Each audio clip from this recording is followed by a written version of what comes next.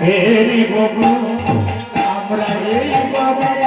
ব্রজের পথে চলিব গো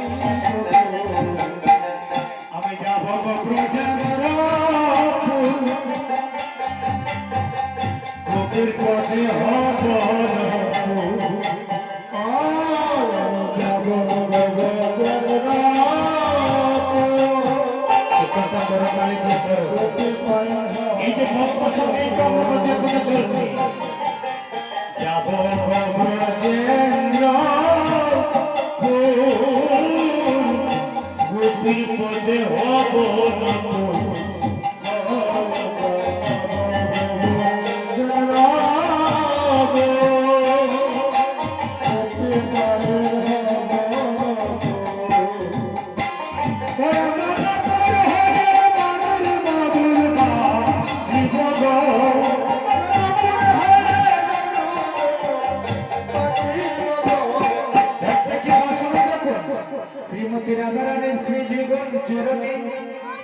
নপুর হয়ে ভাববে কিভাবে জানেন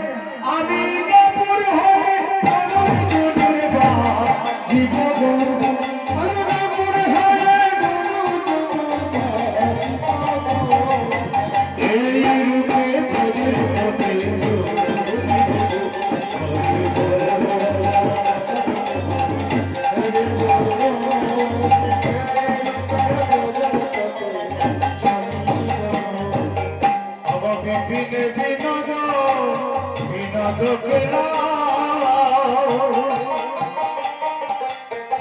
সঙ্গে তেরা কালের মেলা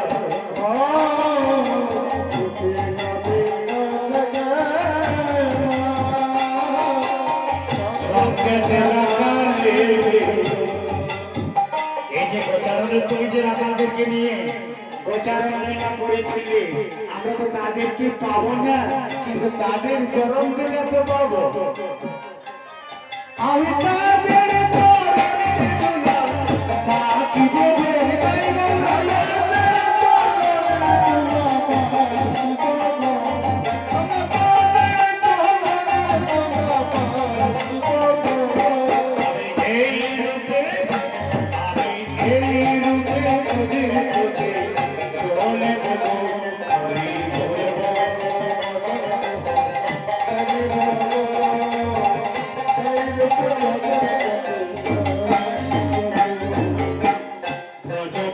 তোমরা সবে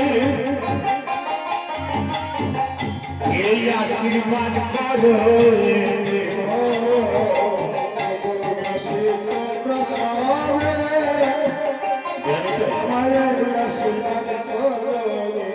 এই প্রার্থনাটা করেছিলেন ঠাকুর নরোত্তম দাস ঠাকুর মহাশয় বাঙালির ঘরে ঘরে এই ভজন কীর্তনগুলো তিনি পৌঁছে দিয়েছিলেন যে নরোত্তম দাস ঠাকুর মহাশয়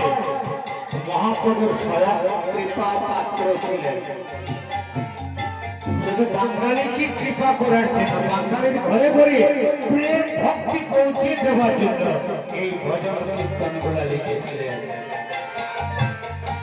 তাই বলেছি নরোত্তম দাস ঠাকুর মহাশয় ব্রজবাসী তোমরা সবে এই আশীর্বাদ করো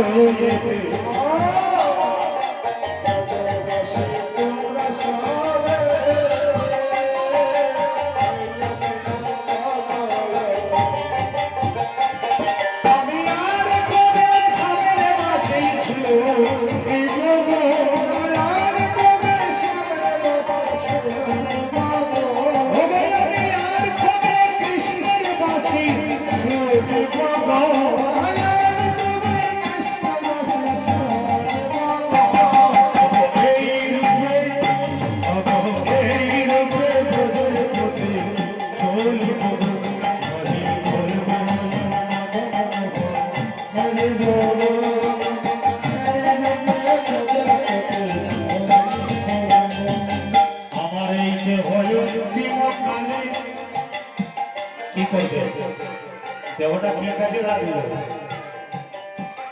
দেহটা তো কাজে লাগাতে পারলাম না, দেহটা কাজে লাগিয়েছি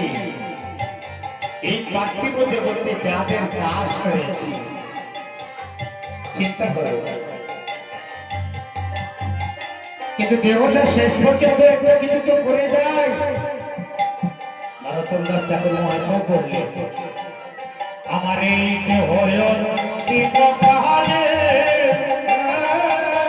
আমি রাখবো শ্রী যমুনার জলে।